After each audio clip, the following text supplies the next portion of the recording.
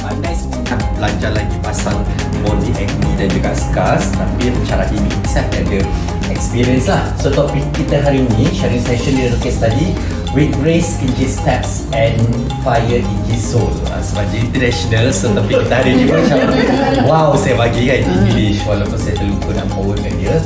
Skin, body and hair.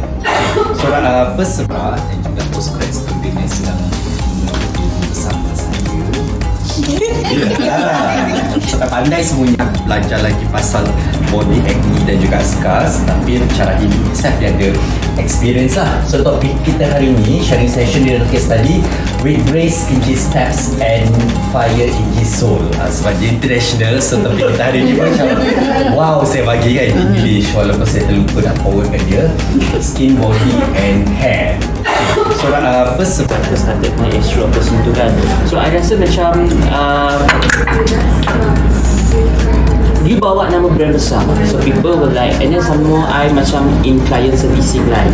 So like macam contoh kalau I nak betul Aizul masuk radio I waktu tu, so you dah I kena nampak presentable, I kena nampak elok. Sebelum itu baru orang percaya apa yang kita buat, apa yang kita jual. So basically